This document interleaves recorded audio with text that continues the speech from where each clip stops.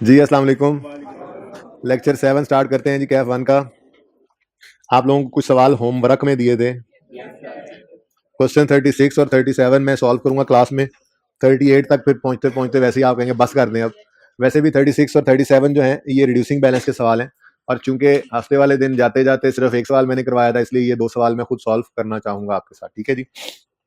उसके बाद क्वेश्चन 10 तो आपने कर लिया होगा। 11 और 12 में एक छोटा सा मसला था जिसको पढ़ाया नहीं गया था। ये तो हर रोज होता ही रहेगा आपके साथ, क्योंकि अगले दिन तो आपने नहीं होता है। ठीक है। तो उस सवाल इनमें से 11वां सवाल मैंने करवा दिया, क्लास में करवाऊंगा आपको, पिछली क्लास में करवाया, और 12वां फिर आपका आज दोबारा होमवर्क बनेगा। ठीक है। उसके बाद एंड पे आखिरी को 10 एक मिनट मैंने एक्सचेंज ऑफ एसिड की बात कर दी थी, ताकि कुछ बच्चों को समझ आए, कुछ को ना आए, घर जाएं, घर जाके परेशान हो, और अगले दिन आए तो फिर अगले दिन वो जो चीज एक दिन पढ़ जाती है ना, वो फिर अगले दिन जाके पक्की होती है। ठीक है ना। ये पता है मैं इस तरह से करता क्यों? देखो ना, अब आपको जो समझाया सिर्फ वही होमवर्क दिया, तो फिर आपके दिमाग ने कुछ नया नहीं सीखा, कुछ एफर्ट नहीं की, वो बस उसी कैपेसिटी पे रहता है। थोड़ा सा आपको ऐसे जैसे एक्सचेंज की ट्रांजेक्शन समझा के भेजूंगा, अब बाहर निकलोगे, सड़क पे चलती हुई गाड़ियां एक्सचेंज कर रहे होगे, अपने जेब में पड़ा मोबाइल एक्सचेंज कर रहे होगे, लैप, हर चीज के ऊपर आप एक्सचेंज ढूंढ रहे होगे घर जाके। तो यही मकसूद होता है, परेशान होकर अगले दिन जब आप आएंगे क्वेश्चंस भी ज्यादा आपके जहन में होंगे। ठीक है ना। तो ये मैंने थोड़ा सा आपके साथ प्लान शेयर किया कि आज हम क्या कुछ करने जा रहे हैं। ठीक है जी। तो सबसे पहले क्वेश्चन नंबर 36 करते हैं। हो गया होगा ये सवाल इंशाल्लाह आप सबसे। करवा इसलिए रहा हूं क्योंकि रिड्यूसिंग बैलेंस मेथड का डिस्पोजल सिर्फ एक सवाल मैंने क्लास में करवाया था। ठीक है। इंशाल्लाह अभी ये 2 सवाल करने के बाद मजीद कंफर्टेबल आप फील करेंगे, रिड्यूसिंग बैलेंस मेथड का डिस्पोजल भी हमें आता होगा इंशाल्लाह। तो following balances are appearing on 1 January 14। Plant account है 400 और अकोमोडेशन है 150। तो अगर एसेट का नाम दे दे तो हमने भी नाम ही लिखना होता है, पिछली क्लास में किसी ने बताया ही नहीं, आपकी क्लास में मुझे खुद नजर आ गया। ठीक है जी। तो यहाँ पे क्या लिखेंगे जी? पौधे का अकाउंट, प्लांट पौधा होता है ना, प्लांट पौधा नहीं होता, होता है, होता है जी। 1 जनवरी 14 पर ओपनिंग बताएं जी 400, ऊपर रुपीज इन थाउजेंड लाजमी लिखना वरना फेल हो जाओगे। 1 जनवरी 14 ओपनिंग 150। अब मैं तो फेल नहीं ना हो सकता, ठीक है, आप हो सकते हैं। ठीक है, लेकिन इंशाल्लाह आपका पर्चा पास होगा, फिर आप भी पढ़ाते वैसे ही कर लिया करना उस वक्त। ठीक है ना, बच्चों को बता देना, कर लो ऐसा कर लो ऐसा कर लो। अच्छा जी सुने, जी स्टार्टिंग में लेजर्स में ना लिखें तो बेहतर है, क्योंकि लेजर में यहाँ पर अगर लेजर रिक्वायरमेंट में है तो लेजर के अंदर यहाँ 1000 नहीं भी है ना, तो रुपीज रुपीज लिखना भी इसके फॉर्मेट का हिस्सा है। तो लेजर अगर रिक्वायर्ड है, बचपन में सीख के आया ना इंट्रो में, तो लेजर के जो लवाजमात हैं मत लिखो यहाँ पे डेट डिस्क्रिप्शन, लेकिन यहाँ रुपीज लिखना लाजमी। तो अगर लेजर रिक्वायरमेंट में है, पहले दिन लिखा भी था रुपीज रुपीज, और अगर 1000 में है तो rupees in thousand, rupees in thousand, million में तो rupees in million, rupees in million, rupees लिखना लाजमी है। ठीक है जी, हर लेजर में लिखना है, नहीं टॉप पे नहीं लिखना। लेजर्स अगर रिक्वायर्ड है तो हर लेजर के अंदर आपने रुपीज लिखना है लाजमी। ठीक है, रुपीज लिखें या 1000 में है तो 1000 में लिखें, मिलियन में है तो मिलियन में लिखें। ओके अच्छा जी। उसके बाद addition of 30 took place on 1 March 2014। Entry 30 rupees से plant debit cash credit 1 March 2014। ठीक है जी।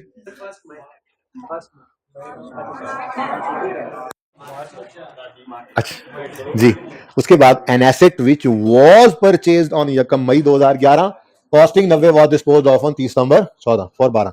अब मेथड कौन सा है? मेथड कौन सा है?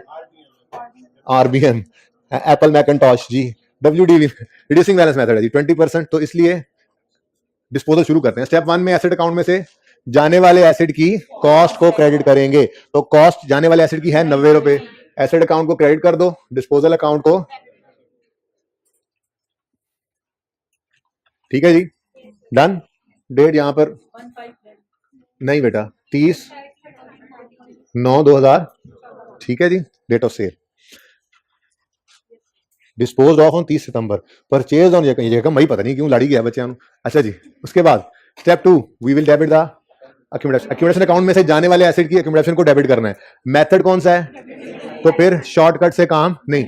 आपकी क्लास में एक बच्चे ने कहा था कि जी वो हमने एफसी के अंदर एक फॉर्मूला पढ़ा है प्रेजेंट वैल्यू का, उससे हम इसको भी शॉर्टकट से कर सकते हैं। तो मैंने कहा था रहने दो भाई, अभी ना करो ये बात, हमने ऐसे ही याद करना है फिलहाल। मौका आने पे कभी जिंदगी में शॉर्टकट सीख भी लेंगे, उसको कहां यूज करना है वो बता भी दूंगा, फिलहाल नहीं। फिलहाल स्ट्रेट लाइन मेथड है तो शॉर्टकट, रिड्यूसिंग बैलेंस है तो डिटेल्ड वर्किंग, क्योंकि डिटेल्ड वर्किंग में से हमें 2 चीजें और भी मिलती हैं जो आगे हमने यूज करनी होती हैं। फिर क्या क्या शॉर्टकट में फॉर्मूला लगाओगे, फिलहाल चलना तो सीख लो, ये ना हो कि शॉर्टकट पे जाओ और जो समझ आ रही है वो भी समझ आना बंद हो जाए। ठीक है ना। तो शॉर्टकट का वक्त जब आएगा बता दूंगा, फिलहाल यही याद रखना है। स्ट्रेट लाइन मेथड है तो एक्यूमुलेशन निकालने के लिए शॉर्टकट, और रिड्यूसिंग बैलेंस है तो लॉन्ग कट, डिटेल्ड वर्किंग। ठीक है जी।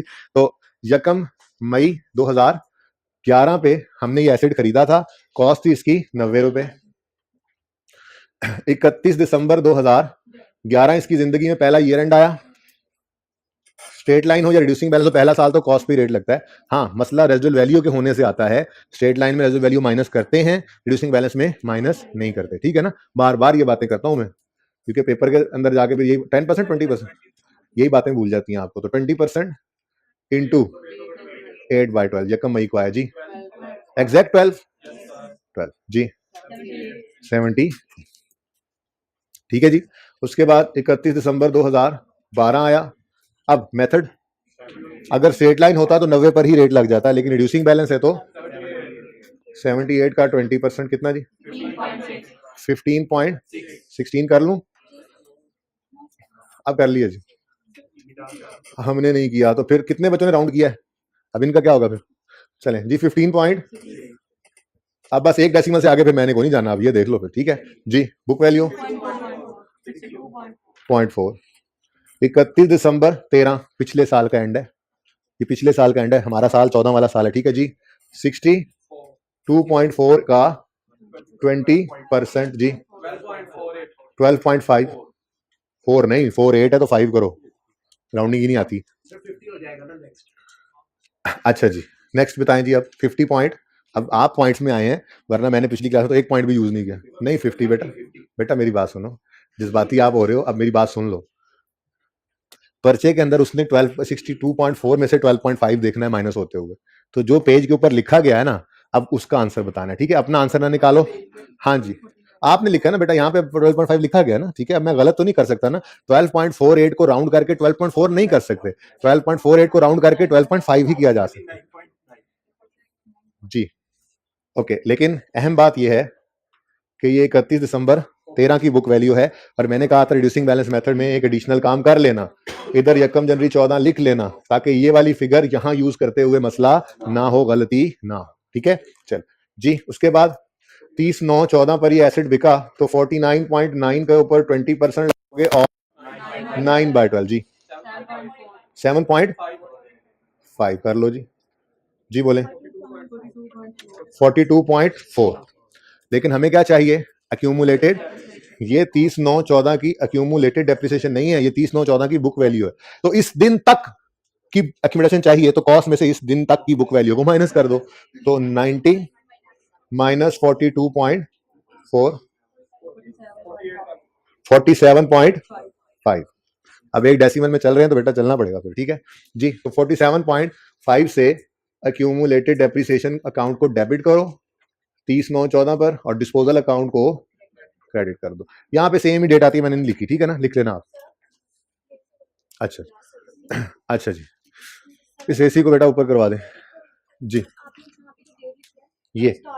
ये जब यूज होगी तब देखते हैं, फिलहाल चलने दें, ठीक है जी। स्टेप 1, एसेट अकाउंट को क्रेडिट किया जाने वाले एसेट की कॉस्ट से। स्टेप 2, एक्यूमुलेशन अकाउंट को डेबिट किया इस जाने वाले एसेट की सारी जिंदगी की एक्यूमुलेटेड डेप्शन से। स्टेप 3, कैश करना है रिकॉर्ड। कैश कितना मिला, 12,000 ओनली, तो कैश डेबिट डिस्पोजल क्रेडिट, और इधर ही आना है, पिछली क्लास में लिखा हुआ था। बहरहाल बैलेंसिंग फिगर कितनी आ गई जी, प्रॉफिट एंड लॉस में क्रेडिट साइड पर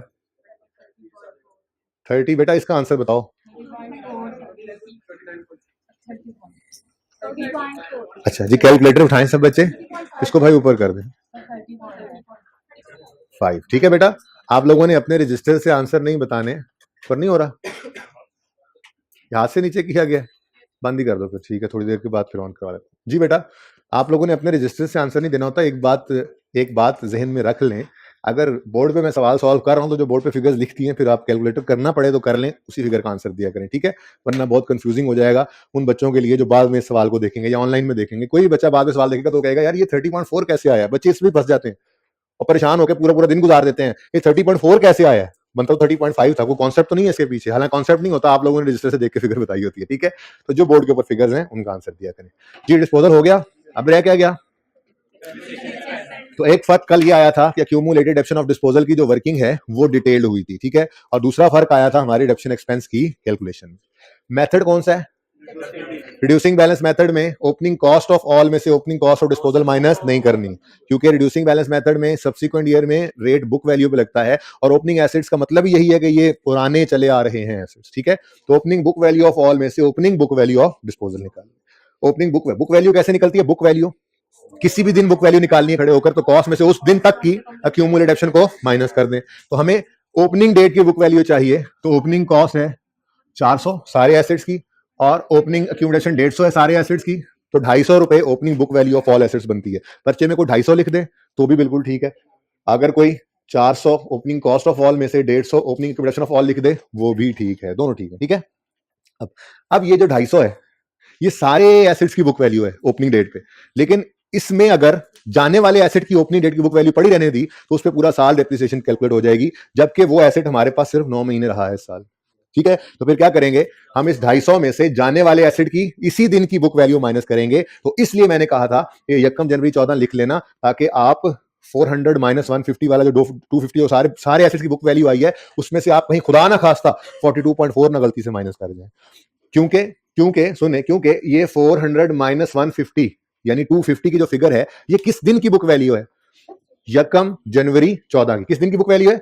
क्योंकि हमने कॉस्ट में से किस दिन तक की डिडक्शन माइनस की है? यकम जनवरी 14। तो यकम जनवरी 14 के दिन की बुक वैल्यू में से सारे एसेट्स की यकम जनवरी 14 की बुक वैल्यू में से जाने वाले एसेट की यकम जनवरी 14 की बुक वैल्यू ही माइनस करनी है ना, हम 30/9 की तो नहीं माइनस कर सकते, ठीक है। तो इसलिए ये गलती ना हो, मैंने कहा था कि जो आखिरी डेप्रिसिएशन उससे पहले अपने साल की ओपनिंग डेट लिख लिया करो, ताकि opening book value of all में से आप opening book value of disposal he minus करो, ना कि डेट ऑफ डिस्पोजल की बुक वैल्यू को माइनस कर दो, ठीक है। तो फिर माइनस क्या करेंगे जी?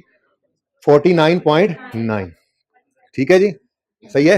ये बेटा आपको क्लियर हुआ जी? तो ये वर्किंग नंबर 1 से ये फिगर आ गई हमारे पास, तो वर्किंग 1 से एक ये फिगर आ गई हमारे पास, ठीक है। इसीलिए डिटेल से वर्किंग करनी है लाजमी, इनटू 20% जी। 40 कर लो फिर, 40 पॉइंट एक डेसिमल पे करना है ना राउंड, तो कुछ नहीं बचा। नेक्स्ट एडिशन एक है 30 इंटू, चाहे रिड्यूसिंग बैलेंस है पहला साल तो कॉस्ट ही है, ठीक है जी। किस दिन आया है? यकम मार्च 14 पे, तो इस साल में कितना 10 महीने इस्तेमाल हुआ जी, बोले एग्जैक्ट 5।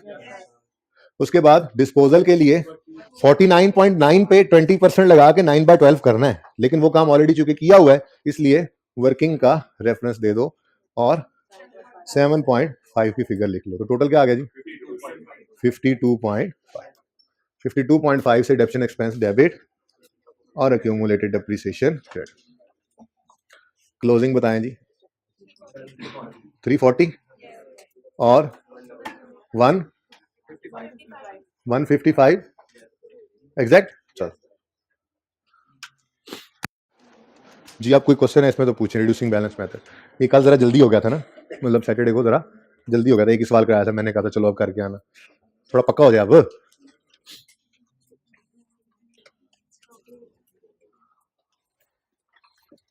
अच्छा जी, डिस्पोजल की जर्नल एंट्रीज कितने बच्चों ने की थी घर पे? जितने आज तक डिस्पोजल की सबकी कर ली थी। कितने डिस्पोजल की? सबकी कर ली थी, प्रैक्टिस करनी थी, ठीक है जी। चलें, इसकी डिस्पोजल की एंट्री करनी है तो फिलहाल भूल जाएं कि डिस्पोजल अकाउंट बना हुआ है, समझे, इस पे पर्दा पड़ा हुआ ये है ही नहीं, ठीक है। और मैंने आपसे कहा था कि जर्नल एंट्री ऑफ डिस्पोजल क्या है? वही स्टेप्स ऑफ डिस्पोजल, ठीक है। अब आपकी मर्जी है, आप स्टेप बाय स्टेप चलें, पहले एसेट अकाउंट को क्रेडिट करें, फिर कमर्शियल अकाउंट को करें, फिर कैश को डेबिट करें। या एक और बात भी आपको बताई थी कि अगर आप ज्यादा एरर फ्री तरीके से चलना चाहते हैं ना, अब आपको पता लग गया डिस्पोजल की जर्नल एंट्री क्या होती है, आप पहले अंग्रेजी के अंदर वो जर्नल एंट्री लिख दें। एक्यूमुलेटेड डेप्रिसिएशन का अकाउंट डेबिट, कैश का अकाउंट, ये एंड वालों, ये फिगर ये नजर आ रही है राइटिंग एंड वाले भाई, और एसिड का अकाउंट, एसिड नहीं प्लांट का अकाउंट क्रेडिट। अब ये 3 फिगर्स, ये 3 अंग्रेजी के अल्फाज लिख दिए आपने, अब सिंपल हो गया बहुत, इसको सिर्फ फिगर्स को ढूंढना है सवाल में से जाके। तो ऐसे कर लें, आपकी मर्जी है। अगर ऐसे ना करना चाहें तो स्टेप बाय स्टेप भी चल सकते हैं, पहले प्लांट की कॉस्ट ढूंढकर स्टेप 1 में उसको क्रेडिट करें, फिर कमीशन निकालें, आपकी मर्जी है। लेकिन इस तरीके से चलने से जरा आसानी हो जाती है मेरे हिसाब से। अच्छा, लाजमी नहीं है कि दरमियान में ही एक लाइन छोड़ें गेन लॉस के लिए, ये भी एक मसला बच्चों को आता है, ठीक है। आप एक और काम भी कर सकते हैं, देखें, लॉस आएगा तो डेबिट फिगर आनी है, गेन आएगा तो क्रेडिट। अब अगर दरमियान में लाइन नहीं छोड़ना चाहते तो एंट्री करने से पहले एक लाइन खाली छोड़ दिया करें, फिर एंट्री पास कर लिया करें, और एंट्री के बाद तो सारी जगह खाली होती ही है। अब अगर गेन आएगा तो क्रेडिट साइड पे लिख देना, एंड पे लॉस आएगा तो ऊपर एक लाइन छोड़ी हुई है डेबिट साइड पे लिख लेना। तो कोई हार्ड एंड फास्ट रूल नहीं है कि दरमियान में लाइन छोड़नी होती है, लेकिन चलो मैं ऐसे चल रहा हूँ। अच्छा जी जी, कोई मसला नहीं है, जैसे मर्जी सीक्वेंस फॉलो कर लें। एसी चलवा दें जी, अब जैसे मर्जी सीक्वेंस फॉलो कर लें। आप पहले ऊपर कैश लिख दें कैपिटल। हाँ, ये ना करना कि प्लांट वाला क्रेडिट ऊपर लिखा हो और कैश का डेबिट नीचे, ये मुनासिब नहीं है। जर्नल एंट्री का तरीका क्या है, पहले डेबिट लिखते हैं हम, फिर क्रेडिट। तो डेबिट जितने भी हैं उनमें से जिसको मर्जी पहले लिख दो, जिसको मर्जी बाद में लिख दो, कोई मसला नहीं। सर मुझे ना ये जो लास्ट स्टेप है ना अकोमोडेटिव डेप्रिसिएशन डिस्पोजल में, आपने जब ये अकोमोडेटिव डेप्रिसिएशन फाइंड की तो आपने इसकी 3914 वाली बुक वैल्यू दी, और जबकि आप उधर डेप्रिसिएशन एक्सपेंस में ना इस ऊपर वाले ले रहे हैं 9.9 वाली। हाँ जी भाईजान, यहाँ तक जो है ना, यहाँ तक की डेप्शन यकम जनवरी 14 तक की है, ठीक है। फिर उसके बाद ये वाली डेप्शन भी ऐड होके यहाँ पे आ गई है। उसकी वजह मैंने ये अर्ज की, कल से कुछ 3-4 दफा ये बात अर्ज कर चुका हूं कि ये 400 में से आपने 150 माइनस किया है। 400 में से आपने 150 जमा 52.5 नहीं माइनस किया हुआ। 400 में से जब 150 माइनस किया है तो ये बुक वैल्यू 250 किस दिन की है, यकम जनवरी 14 की। अब ये सारे एसेट्स की यकम जनवरी 14 की बुक वैल्यू है, तो इसमें से जाने वाले एसेट की वही फिगर ही निकालोगे ना जो यहाँ पे पड़ी हुई है। यकम जनवरी 14 पे तो ये 49 ही पड़ा है ना, इसके अंदर सारे एसेट्स की वैल्यू यकम जनवरी 14 की अवेलेबल है यहाँ पे, ठीक है ना। इसलिए इसको माइनस करेंगे और फिर डेप्रिसिएशन बकाया एसेट्स की निकल आएगी। अब जो ये 49.9 माइनस किया, ये क्यों माइनस किया, क्योंकि यहाँ पड़ा रहता है, तो बातें ना करें प्लीज, यहाँ पड़ा रहता है तो ये सारा साल डेप्रिशिएट हो जाता है, ठीक है ना। तो इसको अलग लाके डेप्रिशिएट करना था, तो वो वर्किंग में ऑलरेडी किया होता, तो वो क्रॉस रेफर किया होता। अच्छा जी सुने, एंट्री तो करवाई नहीं आपने। स्टेप 1, डिस्पोजल अकाउंट सामने नहीं है सामने disposal account. Step 1, asset account में से एसेट की कॉस्ट क्रेडिट करेंगे, कितनी है जी 90। अब जब ये अंग्रेजी लिख लिया तो आसानी हो जाएगी, ठीक है। जो चीज पहले मिलती जाए वो पहले लिख ले, कोई मसला नहीं जी। 90 एसेट अकाउंट में से क्रेडिट। स्टेप 2, एक्यूमुलेटेड, अच्छा चलो कैश लिख लो भाई। कैश कितना आया जी 12,000, तो कैश आपने डेबिट कर दिया 12। अब एक्यूमुलेट ऑप्शन निकालनी है, जो एक्यूमुलेशन अकाउंट में से डेबिट करनी है, तो उसके लिए आपको एक वर्किंग करना पड़ेगी। वो वर्किंग लकीली हमने की हुई है, पहले काम कर जो लिया असल में। तो क्या फिगर आई है जी, तो 47.5 से इसको डेबिट कर दिया। अब बैलेंस करें तो 30.5 प्रॉफिट एंड लॉस अकाउंट के अंदर आप बैलेंसिंग फिगर फेंक दें, लॉस है जी। जी लिख लेंगे बिल्कुल। इसको ना बेटा ऊपर कर दे हाथ से, इधर रखें, ठीक है जी। आपने जब जर्नल एंट्रीज किया तो आपने पॉइंट्स के लिहाज से किया, जो इंग्लिश आपने उसको बस वैसे लिखा है। पहला पॉइंट तो ये पढ़ा we will credit account the cost of this. हाँ जी, तो करनी थी। ये क्या क्रेडिट किया भाई, फिर और दूसरा point we will debit the आपने उसको ऊपर भी किया, इसको नीचे भी किया। मतलब इसलिए कि भाई साहब चुप कर जाए यार, बोल किस लिए रहे हैं आप लोग।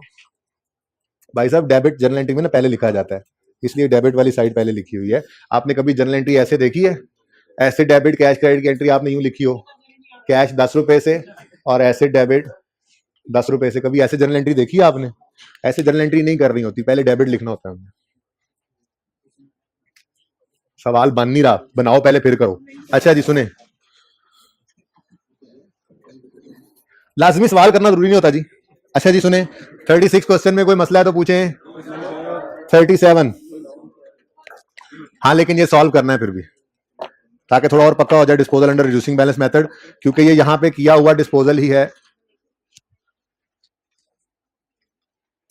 फीमेल स्टूडेंट्स को लगता है कि क्लास से बाहर नहीं निकालूंगा, मैं बिल्कुल निकाल दिया करता हूं, खामोशी से बैठे।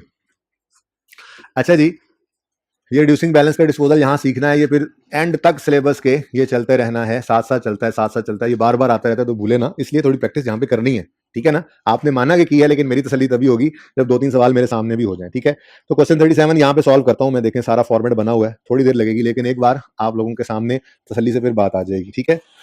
सवाल पहले से आपने किए हुए हैं, इसलिए नोट करने वाली तकलीफ और बीमारी से आप नहीं गुजर रहे हैं, तो सिर्फ ध्यान से सवाल को देख रहे हैं, ये समझने के लिए ज्यादा अच्छा तरीका है, ठीक है।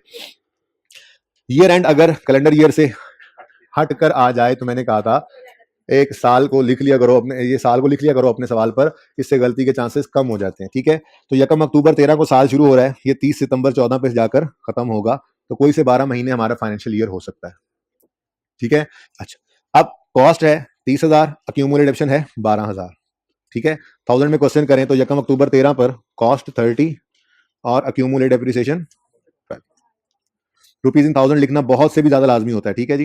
अच्छा, उसके बाद जी खैर से इस सवाल के अंदर कोई एडिशन नहीं है जी, कोई एडिशन, हाँ अपने सामने सवाल हैंड आउट में रख लें, कोई मसला नहीं अगर प्रॉब्लम हो रही है तो जी। अब 2 डिस्पोजल हैं, पहला डिस्पोजल जो है वो 31 दिसंबर 13 में हो रहा है और दूसरा डिस्पोजल जो है वो हमारे साल में नहीं है, दोनों ही हमारे साल में है। 31 दिसंबर 13 यकम अक्टूबर 13 के बाद आता है, ऐसे ही 31 मार्च 14 30 सितंबर से पहले आ जाता है। तो ये दोनों डिस्पोजल हमारे साल में ही हुए हैं, ठीक है। अच्छा, स्टेप 1, एसेट अकाउंट में से जाने वाले एसेट की कॉस्ट को क्या कर देंगे, क्रेडिट। तो एसेट अकाउंट में से 10 को क्रेडिट करें, एसेट ही है ना, प्लांट तो नहीं लिखा, प्लांट लिखा हुआ तो वो तो ऊपर वाले में था, ठीक है, एसेट है, ठीक है, कॉस्ट लिखी हुई है जी। तो एसेट अकाउंट को क्रेडिट करो 10 से, डिस्पोजल अकाउंट को डेबिट कर दो।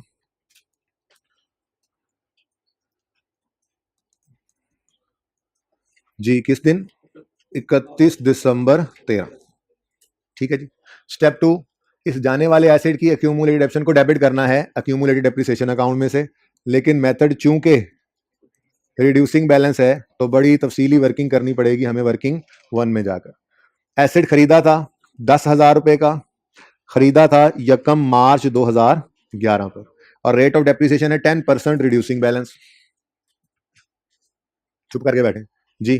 तो 10,000 से कॉस्ट 30/9/11 पे पहला ईयर एंड होना है, तो 10,000 का 10%, लेकिन हाँ अब उंगलियों पे गिन लें, 6 महीने जाया करने से तो बेहतर है कि उंगलियों पे गिन लें, ठीक है। मार्च अप्रैल मई जून जुलाई अगस्त सितंबर, कितने मंथ्स बने, 7/12 जी। 0.6 कर लें, 0.6 एक डेसिमल तक चलाएंगे। एक बात अब याद रखना, एक उसूल सुन लो, राउंडिंग खुल के करो, कोई मसला नहीं है, rounding is not a mistake, कसम उठवा लो मुझसे, राउंडिंग सही करनी है, लेकिन 12.4 को 12 करना है अगर राउंड डाउन करना, राउंड करना है तो ठीक है, और 12.5 को 13, ठीक है। लेकिन राउंडिंग राउंडिंग वक्त बचाती है ना, 1000 में, मिलियन में सवाल है आपको, नहीं जी नहीं, हम तो रुपीज में करेंगे। आप सवाल के अंदर लिखा हुआ है 100 मिलियन, 80 मिलियन, 20 मिलियन, 30 मिलियन, आप सवाल के अंदर वो लिख कर फिगर आगे 6 सिफरे लगा रहे हैं बैठे, एक ही सवाल करके पर्चे में आ जाना, फिर टाइम बचता है। मिलियन में सवाल अगर है तो टाइम बचेगा, मिलियन में कर लेंगे तो। राउंडिंग बिल्कुल करनी है और दलेरी से करनी है, rounding is not a mistake. लेकिन अब एक अगली बात सुनो, अगर कभी सवाल के अंदर फिगर्स हों छोटी, जैसे 10, 12, 8, 7 मिलियन या 1000 में, आप अगर ये फिगर सिंगल डिजिट में आ जाती हैं, 2 डिजिट में आ जाती हैं, छोटी फिगर्स होती हैं, तो ऐसी सूरत में आप राउंडिंग करते हुए डेसिमल के बाद एक डिजिट यूज कर लेना।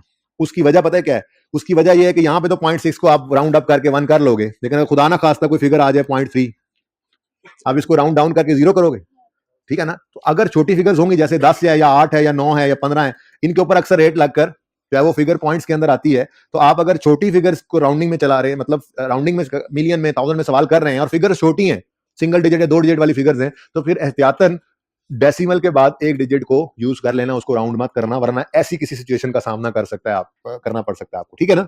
सही है, ये बात समझ आई जो मैंने की, दलेरी से करो राउंडिंग, लेकिन फिगर्स छोटी हो तो डेसिमल के बाद एक डिजिट यूज कर लेना, इससे जरा आसानी रहेगी आपको। चलें जी, नेक्स्ट है जी 9.4 आ गई बुक वैल्यू। अब रिड्यूसिंग बैलेंस है तो 9.4 पर रेट लगेगा, लेकिन पूरा साल डेप्रिशिएट करना है। 0.94 है, इसको 0.94 को चलो 0.9 ही कर दो, वैसे 1 भी हो सकता था, लेकिन चलो जी 8.4, ये आंसर ऊपर लिखा हुआ, फिर वही काम कर रहे हो ना तुम, 8.5। अब जी 8.5 का 10% लो, 0.9 कर लो, फिर दोबारा कोई मसला नहीं है, राउंड कर 0.85 को एक डेसिमल तक रखना है। अब राउंड एक डेसिमल पे करते जाओ जी, ये राउंडिंग की प्रैक्टिस हो रही है, टाइम बचता है पर्चे के अंदर, कोई नहीं जी। 7.6 आ गया डेप्रिसिएशन। ओ हमारा साल शुरू नहीं हो गया, 30/9/13, इससे अगला दिन है 1/10/13, यानी हमारे साल का पहला दिन। तो साल अगर कैलेंडर ईयर से हिल जाए तो आप सारे हिल जाते हैं, पता नहीं क्यों। इसके साथ लिखें यकम अक्टूबर 13, इससे क्या फायदा होगा, डेप्शन एक्सपेंस निकालते हुए गलत फिगर नहीं उठाएंगे आप, पक्की आदत रखें, ठीक है जी। 7.6 का 10%, लेकिन मंथ्स गिन लो, 30/9 यकम अक्टूबर से अक्टूबर नवंबर दिसंबर, कितने मंथ्स, 3/12 जी। आंसर पॉइंट, आप मुझे ना फिगर बता दिया करो ताकि मैं खुद राउंडिंग करूं। हाँ बस बिल्कुल ठीक किया आप जी, जजाकल्ला। बुक वैल्यू 7.4 जी, लेकिन हमें क्या चाहिए, एक्यूमुलेटेड डेप्रिसिएशन। 10 में से 7.4 को माइनस करो, 2.6 एक्यूमुलेशन आ गई। अब जो बच्चे कहते हैं कि इसको भी शॉर्टकट से निकाल लें, वो इस चीज को भूल रहे होते हैं कि हमें इस वर्किंग से 3 फिगर्स मिलती हैं, एक तो ये एक्यूमुलेटेड डिडक्शन है जिसको स्टेप 2 के अंदर हमने एसेट अकाउंट में से डेबिट करना होता है।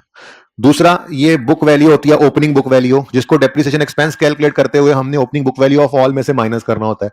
तीसरा बनी बनाई फिगर एक एक्सपेंस की मिल जाती है जिसको हम डेप्रिसिएशन एक्सपेंस के अंदर सिंपली लिख देते हैं। तो ये 3 फिगर्स हमें इस वर्किंग से मिला करती हैं जो हम यूज करते हैं सवाल में। एक तो असल में जो निकालने चले थे वो फिगर निकलती है, प्लस 2 फिगरें अगले डेप्रिसिएशन एक्सपेंस की कैलकुलेशन के लिए भी हमें जो है वो यहां से मिल जाती है। ठीक है, बोर मत हो, जब तक कंफर्टेबल मैं नहीं होऊंगा आप लोगों को मैं नहीं आगे जाने दूंगा, टेंशन ना लें आप, ठीक है ना। तो मैं कंफर्टेबल तभी होऊंगा जब ये 2-3 सवाल मेरे सामने आप करें या आपके सामने मैं ये सवाल कर दूं जी। तो स्टेप 2 में 2.6 एक्यूमुलेशन अकाउंट में से डेबिट करके डिस्पोजल के अकाउंट में क्रेडिट कर दें। इससे आगे मैं ये सवाल इस डिस्पोजल को ना भी कंप्लीट करूं तो कोई मसला नहीं है, आगे इजी होता है, लेकिन चलने कर ही लेते हैं। अब यहां तक हो गया तो कैश कितना आया जी? 2000। कैश कितना आया जी? 2000। तो कैश डेबिट डिस्पोजल क्रेडिट 2.0 से, और अल्हम्दुलिल्लाह इंग्लिश आज भी जी, कल भी जीत गया जी, बोले 5.4। बड़ा वैसे मारा उन्होंने। मैं ना अक्सर ये सोचता हूँ बस आज के बाद नहीं क्रिकेट देखूं, फिर अगली सीरीज शुरू होती है, फिर बंदा नहीं यार इस दफा सही होगा इंशाल्लाह। अच्छा जी, वर्ल्ड कप आ रहा है वो तो देखना ही पड़ेगा ना। ओके, अच्छा जी, नेक्स्ट डिस्पोजल है, सेम वही काम दोबारा करते हैं। एसेट की कॉस्ट है 4000 और डेट ऑफ परचेज है 1 फरवरी 2010। तो 1 फरवरी 10 पे कॉस्ट 4 आ गई। डेप्रीसिएशन 4 का 10%। अब मंथ्स गिन लो, फरवरी, मार्च, अप्रैल, मई, जून, जुलाई, अगस्त, सितंबर। इधर ध्यान दो, कितने मंथ्स हैं जी? 8/12। बोर नहीं होना, ध्यान रखना है। ये मैं कुछ जरूरी समझ रहा हूं तो ये टाइम जाया करो ना यहाँ पे, वरना आज सुकून से एक्सचेंज करवाता। वो एक्सचेंज तो सिर्फ छेड़ सका हूं आज मैं, क्योंकि बेटा आप लोगों को नहीं पता है। फिलहाल आप एक लेक्चर देके कहते हैं हाँ समझ आ गई, जब 4 चीजें और इसमें ऐड होती हैं तो ये सारी चीजें आपको फिर भूली होती हैं जब जरूरत पड़ रही होती है। इसलिए बड़े ध्यान से इसको शौक से देखते रहें और करते रहें जी। शुक्र है देखा डेसिमल के बाद एक डिजिट ले रहे थे, वरना ये 0 करना पड़ता ना राउंड। ठीक है जी, 3.7 रिड्यूसिंग बैलेंस है तो अगले साल 3.7 का 10% जी बोले 4 ही कर लो, 0.4 कर लो। नेक्स्ट, इससे प्रॉब्लम तो नहीं हो रही राउंडिंग से, ये राउंडिंग की प्रैक्टिस है, जरा साथ साथ है तो थोड़ा कॉन्फिडेंट हो जाए। ठीक है, जिसने 0.37 लिखा वो भी ठीक है, जिसने 0.4 कर दिया वो भी ठीक है।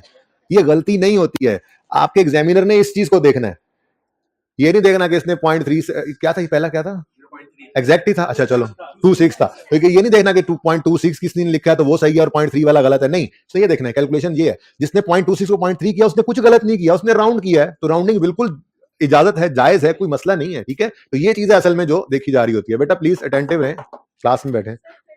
अच्छा जी बेटा, अच्छा जी 3.3 आप गुजारा कर लें जी, अब फिर क्या करें।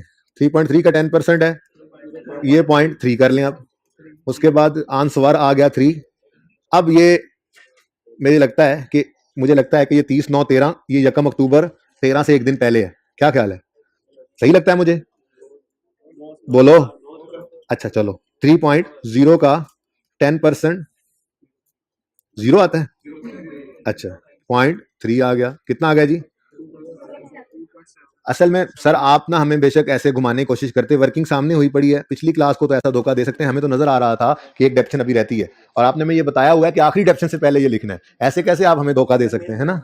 होमवर्क में भी सर हमने किया हुआ है, आखिरी डेप्शन से पहले आपने इस साल में, जब देखो ना जिस साल में बिकता है उस साल में डेप्शन आखिरी डेप्शन होती है ना, कुछ महीने डेप्शन करना होता है, तो उससे ऊपर वाली बुक वैल्यू के साथ आपने ओपनिंग डेट लाजमी लिखनी है। ठीक है, ताकि गलती ना हो।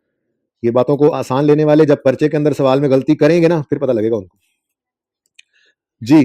तो अल्लाह माफ करे, अब 2.7 का 10% जब लेंगे तो पूरा साल डेप्सिट करना है इसको, नहीं।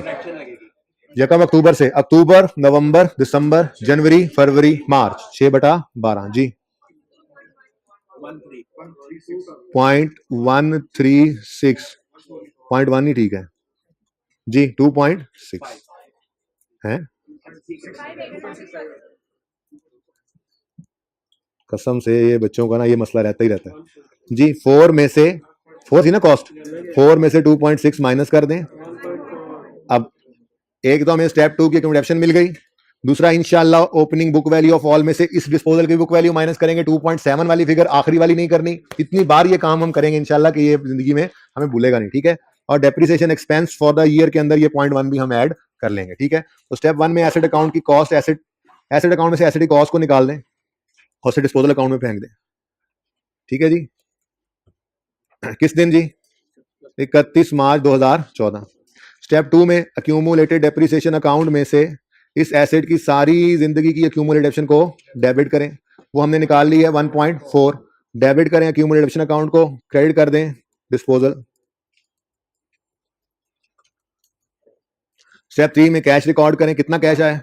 1। और अल्हम्दुलिल्लाह अभी भी लॉस ही चल रहा है, बता देंगे जी? जी 1.6। डन जी। अब क्या रह गया जी? सिर्फ डेप्रिसिएशन एक्सपेंस। अब ये देखो, पर्चे के अंदर इतना टाइम ही लगाना जितना हम पहले दिनों में लगा रहे थे। यहाँ तो बस डायरेक्ट फिगर्स लिखते हैं। अब opening book value of all 30 minus 12। जो चाहे 18 डायरेक्ट लिखना, खुशी से लिखे, बिल्कुल सही लिखेगा वो, ठीक है। लेकिन मैं जरा अभी ऐसे लिखूंगा 30 माइनस 12। ये आ गई बुक वैल्यू ऑफ ऑल। इसमें से हमने माइनस करना है book value of disposals. Book value of जितने मर्जी डिस्पोजल हो उनकी बुक वैल्यू माइनस करना है। टोटल भी कर सकते थे, लेकिन मैंने पहले दिन से ही आपको एक आदत डाली है कि अलग अलग लेके चले हर डिस्पोजल को, इससे कंफ्यूजन नहीं होता। तो अब 7.4 और 2.6, 7.4 2.6 माइनस नहीं करेंगे, इसीलिए ये डेट लिखवाई थी कि आपने हमेशा देखे ना, opening book value of all में से डिस्पोजल के दिन की बुक वैल्यू माइनस नहीं हो सकती। जो चीज पड़ी होगी उसमें वही माइनस करनी है ना। तो अगर opening book value of all किस दिन की है? यकम अक्टूबर 13 की, तो उसमें से जाने वाले एसेट की भी किस दिन की वैल्यू माइनस होनी चाहिए? यकम अक्टूबर 13 की। तो ये दोनों फिगर्स हैं हमारे पास, 7.6 और 2.7, जिनको हम माइनस करेंगे। 7.6 माइनस 7.6 माइनस 2.7 जी। बकाया पर 10% जी 1.96। यार कोई एक फैसला कर लें, तब तक मैं जरा ये लिख लेता हूँ। ये वर्किंग 1 से मैंने लिया है, ये वर्किंग 2 से लिया है, आप फैसला कर लें तब तक जी। 0.8 हो गया जी, ठीक है। उसके बाद कोई एडिशन है जी? ओके, एडिशन नहीं है तो पर्चे में इसको लिखने की भी जरूरत नहीं थी, अब लिखा पड़ा तो मैं डैश लगा देता हूँ। एडिशन नहीं है तो इस साल एडिशन कोई डेप्रिसिएशन नहीं है। डिस्पोजल बिल्कुल है, और डिस्पोजल एक नहीं है, दो है खैर से, ठीक है। तो दो डिस्पोजल हैं, तो वर्किंग 1 और वर्किंग 2 क्रॉस रेफर कर दो उनको, 0.2 और 0.1, 0.2 और 0.1। तो ये वर्किंग कर लेना बहुत फायदेमंद है, इससे हमारी 3 फिगर्स में मिला करती हैं। तो 0.2 और 0.1, तो ग्रैंड टोटल हो गया 1.1। Depreciation expense debit accumulated option credit 1.1 से वर्किंग नंबर 3 31 दिसंबर तो नहीं है ना, इस साल का एंड है 30/9/2014 जी। क्लोजिंग्स बताना पसंद करेंगे? नो वाले बता दो, पर्चे में भी कुछ ना लिख के आना। 16 आता है, बोले। और कैसे तुम्हें कॉस्ट से ज्यादा डेप्शन ने मेरा तो त्राह निकल गया, मैं क्या लगता है सवाल गलत हो गया जी। 9.12 plus 1.1 minus 2.6 minus 1.4 is equal to, यार 1 कैसे हो गया? कैसे हो गया 1? इस कैलकुलेटर निकाल, किसका 1 हो गया जरा बताएं, किसने कहा 1 हो गया? बता दो, कुछ नहीं कहता, बता दो इसने कहा। अब जरा कैलकुलेटर निकाल के ना ये कैलकुलेटर पे लिखो, तुम्हारी ये सजा है। ये लिख के 4 फिगर्स मुझे आंसर बताओ जो कैलकुलेटर पे आता है। 1। बड़ी मेहरबानी जी, अल्लाह आप लोगों को जाए खैर दे। साथ खज्जल करने के लिए आप लोगों ने जो कोई कसर उठा नहीं रखी जी। आप थोड़ा कंफर्टेबल हुए हैं? लें भाई पिक्चर, जल्दी कर लें।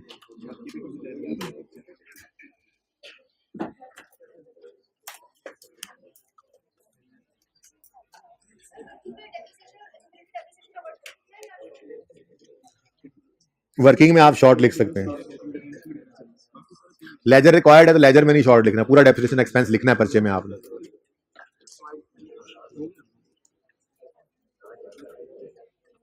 ठीक, कितने बच्चों का ये सवाल बिल्कुल सही था?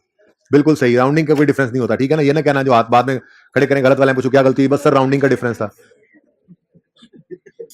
कितने बच्चों का सवाल बिल्कुल सही था? बिल्कुल सही, ओके, बिल्कुल सही में rounding difference is not a mistake, okay. अच्छा, कितनों से गलती हुई थी? कोई ना कोई गलती हुई थी, मंथ्स की गलती हुई, नॉर्मली गलती पता लग गई है आपको, मसला तो नहीं है। चले जी भाई बोलो।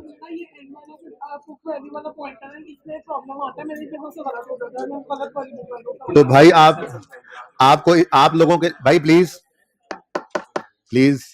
आप लोगों को ये गलती ना लगे, इसीलिए तो मैंने ये अर्ज किया है कि आखिरी बुक वैल्यू की बजाय एक बुक वैल्यू पहले वाली पे डेट लगा लिया करो, उसको उठाया करो।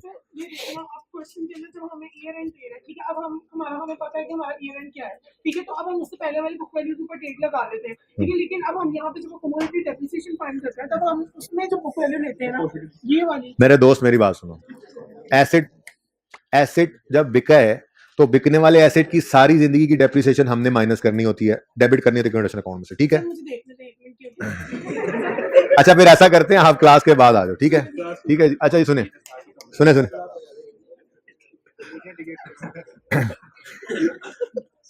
बस कर दें यार, कोई मसला नहीं है।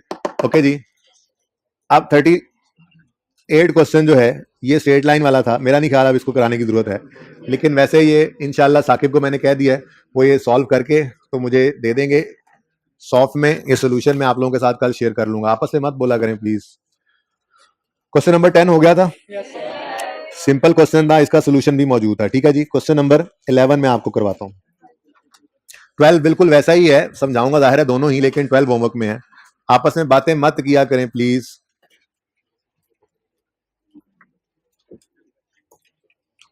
जी question number 11, Mr Saad has provided you with following information. Plant and machinery cost है यकम जनवरी 12 पे 600 और अक्यूमुलेटेड डेप्रिसिएशन है 200। यकम जनवरी 12 पे कॉस्ट है 600 और अक्यूमुलेटेड है 200, ठीक है जी। Next, following is the addition made for the year ended 31 दिसंबर 12। हमारे साल में ये एक एडिशन हुआ है प्लांट एंड मशीनरी का, यकम फरवरी 12 पे 70,000 का। Entry plant and machinery account debit cash credit यकम फरवरी 2012। डन, यहां तक को मसला। Next, during the year a plant purchased on यकम जुलाई 9 having book value of rupees 15,000 is sold on 31 March 12 for 15,800। तो ये हमारा एसेट जो है ये 31 मार्च 12 को बिक रहा है। तो स्टेप 1 में हम एसेट अकाउंट में से 15,000 को क्रेडिट करके डिस्पोजल अकाउंट में डेबिट कर देंगे। क्या सारे क्यों नहीं बोल रहे, सारे क्यों नहीं बोल रहे, सारे क्यों नहीं रोक रहे? ये सवाल के अंदर एसेट की बुक वैल्यू गिवन है, हैविंग बुक वैल्यू ऑफ 15,000। और जब मैंने आपको डिस्पोजल सिखाना शुरू किया था, जब पहले दिन मैंने आपको स्टेप 1 लिखवाया था, तो मैंने कहा था एसेट अकाउंट में से एसेट की कॉस्ट को क्रेडिट करो, और फिर मैंने साथ ही आपसे कहा था कॉस्ट ही क्यों क्रेडिट करते हैं। तो फिर मैंने खुद ही जवाब दिया था, क्योंकि आप में से किसी ने जवाब नहीं दिया था, कि एसेट अकाउंट में पड़ी जो कॉस्ट है। कैसे कॉस्ट पड़ी है पता लग रहा है, अक्यूमुलेटेड डेप्रिसिएशन का अलग नजर आना ये निशानी है कि एसेट अकाउंट किस पे बन रहा होता है, कॉस्ट पे। तो जब एसेट अकाउंट कॉस्ट पे बन रहा है तो इस डिस्पोजल की कॉस्ट उस अकाउंट में पड़ी है, तो डिस्पोजल के वक्त कॉस्ट को ही क्रेडिट किया जा सकता है, बुक वैल्यू को तो क्रेडिट नहीं किया जा सकता। हम 2-3 दिन बाद बुक वैल्यू पे एसेट अकाउंट जो मैंने बनाना पेंडिंग किया हुआ है वो बनाना सीखेंगे। अगर बुक वैल्यू पे अकाउंट बन रहा था तो फिर तो मौजें थी, फिर तो वेव्स थी, बस किल करनी थी। बात समझ रहे हो? क्यों? क्योंकि बुक वैल्यू पे एसेट अकाउंट बन रहा था तो बुक वैल्यू ही निकालते हैं, फिर तो यही फिगर होती है, हम फटाफट उसको निकाल के बाहर फेंक देते हैं। पर मसला ये है कि एसेट अकाउंट बुक वैल्यू पे नहीं बन रहा, एसेट अकाउंट कॉस्ट पे बन रहा है। उसकी निशानी क्या है? एक्यूमुलेट का अलग नजर आना। तो एसेट अकाउंट एट कॉस्ट कब होता है? जब एक्यूमुलेट ऑप्शन अलग पड़ा होता है। तो अब अगर एसेट अकाउंट कॉस्ट से बन रहा है तो फिर डिस्पोजल में एसेट अकाउंट से कॉस्ट ही निकल कर जाएगी। ये 15 कॉस्ट नहीं है सवाल के अंदर, ये 15 बुक वैल्यू गिवन। अब मसला आ गया, वैसे डेट क्या थी डिस्पोजल की? 31 मार्च है। अच्छा जी, अब मसला समझ आ गया है? भाई देखो, पहले मसला समझना जरूरी होता है, मसला समझ में आएगा तो उसके सोल्यूशन की तरफ जाएंगे ना। मसला क्या है? एसेट की बुक वैल्यू गिवन है सवाल में, हमें 15,000 क्या है? Book value of asset. हमने एसेट अकाउंट में से कॉस्ट निकालनी होती है, बुक वैल्यू नहीं निकालनी होती। क्योंकि हमें क्या करना पड़ेगा, कहीं ना कहीं से इसकी कॉस्ट को कैलकुलेट करना पड़ेगा। ठीक है, तो ये नया काम आज हमने सीखा, calculation of cost if it is missing in question. लेकिन अहम बात पता है क्या है? अहम बात यह है कि अगर कॉस्ट मिसिंग हो सवाल में और वो निकालनी पड़े तो बुक वैल्यू और डेट ऑफ परचेज, ये दो चीजों का होना जरूरी है। ये दो चीजें होंगी तो इंशाल्लाह हम कॉस्ट निकाल लिया करेंगे। अगर इनमें से कोई एक चीज भी मिसिंग हो गई तो फिर हम कॉस्ट निकाल नहीं सकेंगे। ठीक है ना? तो बहरहाल अगर सवाल ने कॉस्ट मिसिंग की हुई है तो फिर सवाल ये इतना एम्पल डाटा देगा कि आप कॉस्ट निकाल सकें। ठीक है, तो सवाल के अंदर कॉस्ट ऑफ डिस्पोज होने वाला एसेट मिसिंग है। सवाल के अंदर कॉस्ट ऑफ, नोट करना, जरा रोक के सुन लें एक दफा, ये जरा सुन ले चीजें, इंशाल्लाह फिर तस्वीर बना लीजिएगा या नोट कर लीजिएगा। सवाल में कॉस्ट ऑफ डिस्पोज होने वाला एसेट मिसिंग है। हमें चाहिए क्यों? क्योंकि एसेट अकाउंट में से हमने कॉस्ट को क्रेडिट करना है। अब उसको कैलकुलेट करने के लिए एक छोटी सी वर्किंग है। ये काम दरअसल आप 5वीं 6ठी 7वीं क्लास में कर आते हैं। उस क्लास में तो सबने मैथ पढ़ा होता है ना, ठीक है। आप कोई कहेगा जी मैं तो बायो वाला हूं, मैं तो एफए वाला हूं, ये वो वाली मैथ ही नहीं है, ये तो वो 5वीं 6ठी 7वीं वाली मैथ है। वो काम आपने तब से सीखा हुआ, बस मैंने आपको रिवाइज करवाना है, ठीक है। अब सबसे पहले क्या करोगे आप, लेकिन मैंने क्या कहा, कॉस्ट कैलकुलेट करनी है तो ये दो चीजों का होना जरूरी है। ये दो चीजें होंगी तो ऐसे ऐसे कॉस्ट निकलेगी। कैसे कैसे? ऐसे ऐसे, ठीक है। सबसे पहला काम क्या करोगे, अज्यूम करोगे कि कॉस्ट है 100 रुपए। ओ यूनिटरी मेथड नाम सुना हुआ है? ओ यूनिटरी मेथड है, अच्छा चल अभी देखते हैं। सब छोड़े फिलहाल, कॉस्ट बुक वैल्यू गिवन है, क्या है क्या नहीं है। हमारा तो एक एसेट है जिसकी कॉस्ट है 100 रुपए। हमारे एक एसेट है जिसकी कॉस्ट क्या है? 100 रुपए। डेट ऑफ परचेज इसकी क्या है? यकम जुलाई 9। कॉस्ट क्या है? 100 रुपए। कॉस्ट अज्यूम कर ली ना 100 रुपए। डेट ऑफ परचेज यकम जुलाई 9 और रेट ऑफ डेप्रिसिएशन है 20% स्ट्रेट लाइन, ठीक है। तुम जमाई ले लो, इतना हम काम करने लगा, तुम जमाई ले लो। पास पेपर के अंदर 2 सवाल इस तरह के आए हुए हैं जिनके अंदर ये कॉन्सेप्ट यूज हुआ हुआ है, ठीक है। करेंगे इंशाल्लाह। लो जी, 100 रुपए का एसेट, रेट ऑफ डेप्रिसिएशन 20% है और पहले साल 6/12 बनेगा। 31 दिसंबर ईयर एंड है ना। अब ये ना कहना कि स्ट्रेट लाइन है तो शॉर्टकट से ही काम चला ले, बिल्कुल चला सकते हैं, लेकिन ना मैं कुछ क्लियर कट चीजें जरा सिखाना चाह रहा हूँ। साथ ही रिड्यूसिंग बैलेंस भी इसी मेथड में सिखाना है ना, इसलिए मैं ऐसे कर रहा हूँ। देखो मेरी बात सुनो, आप लोगों ने ये मेरे साथ ही एक सवाल किया हुआ है जिसमें मैंने फॉर्मेट यही रखा था सेम, मेथड दोनों डिफरेंट थे, याद आ रहा है? तो ये मेथड स्ट्रेट लाइन ही है, मैंने बस फॉर्मेट ये वाला डाल दिया। इस पर कोई एतराज नहीं होना चाहिए, मैंने शुरू दिन से इसलिए आपको इस चीज के ऊपर डाला हुआ, ठीक है ना। शॉर्टकट से हो सकता है ये काम, लेकिन मैं फिलहाल चाह नहीं रहा शॉर्टकट तो जाना, ठीक है ना। डिटेल्ड वर्किंग मैंने आपके सामने ओपन कर दी जी। तो जी बताएं जी। ओहो, कॉस्ट के साथ ही ये लिख दिया मैंने, बता नहीं रहे आप लोग। अच्छा जी, जी कॉस्ट कितनी थी? कॉस्ट कितनी है जी? कॉस्ट मुझे लग रहा है कि मिस हो रही है हाइब्रिड वालों की आवाज भाई। कॉस्ट कितनी है जी? 100। बताएं जी, 10 आएगा। बुक वैल्यू हमारा अज्यूम्ड एसेट है, अज्यूम कर लिया 100 रुपए का एसेट है, यकम जुलाई 9 से डेप्रिशिएट होते होते आ रहा है 20% रिड्यूसिंग स्ट्रेट लाइन मेथड से जी। तो 90 रुपए की बुक वैल्यू आ गई। उसके बाद अब स्ट्रेट लाइन है ना, तो स्ट्रेट लाइन है तो 90 को नहीं डेप्रिशिएट करना, बल्कि 100 पर ही रेट लगता रहेगा। इसलिए कह रहा था शॉर्टकट लग सकता है, लेकिन लगा नहीं रहा क्योंकि मैंने इसी मेथड को करा के अगला सवाल जो होमवर्क में देना वही समझाना ना, ठीक है जी। 20 बुक वैल्यू 70।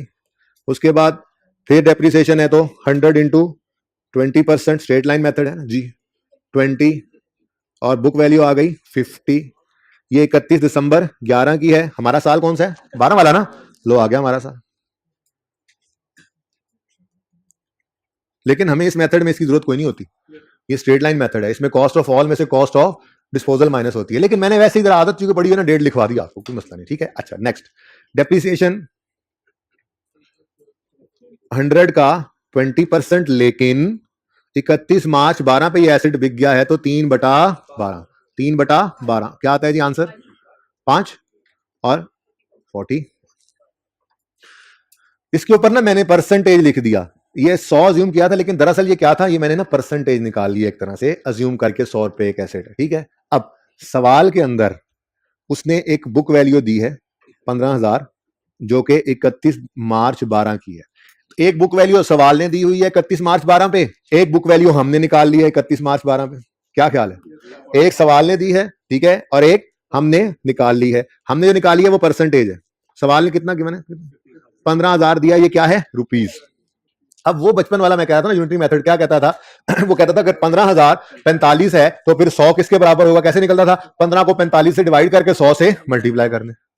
वो असल में तो ऐसे सीखा होगा ना आपने, ठीक है जी, कि 45 जो है वो, ये 15,000, सॉरी 15,000 जो है वो 45 है, तो फिर एक क्या होगा जी, और फिर 100 क्या होगा, ठीक है ना। तो एक मल्टीप्लाई बाय 100। लेकिन ये लंबा काम नहीं करना आपने, ठीक है। आप जबानी भी कर सकते हैं, मुझे पता है, आप जबानी कर सकते हैं, मुझे पता है, बड़ा सिंपल सा काम है। क्या 15 को आप क्या कर दो जी, डिवाइड कर दो 45 से और मल्टीप्लाई कर दो 100 से। लेकिन मैं ये चाहूंगा कि आप एक फॉर्मूला को याद कर लें, ठीक है।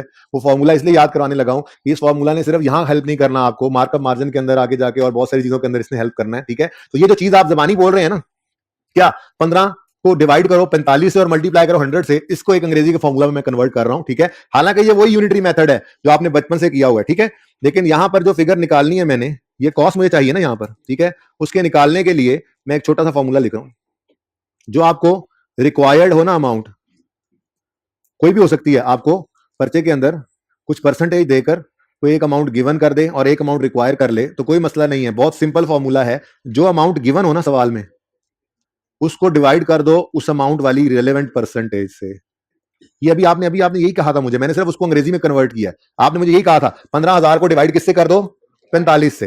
15,000 गिवन अमाउंट थी ना सवाल में, इसको मैंने डिवाइड किससे कर दिया, इसकी रेलेवेंट परसेंटेज से। मुझे रिक्वायर्ड क्या है, कॉस्ट। रिक्वायर्ड क्या है, कॉस्ट। तो मुझे मल्टीप्लाई कर देना चाहिए उस अमाउंट की, तो रिक्वायर्ड अमाउंट की परसेंटेज से मैं मल्टीप्लाई कर दूंगा, मेरे पास आंसर आ जाएगा। ये फॉर्मूला ना बच्चों आपने आज जाके घर याद कर लेना है। मुझे पता है आप कहोगे ये क्या बात हुई, आसान सी बात ही, फॉर्मूला लिखवा रहे हैं हम, वैसे ही कर रहे हैं, हमने नहीं याद करना, हम तो टार्जन है, तो फिर आगे मुश्किल होगा।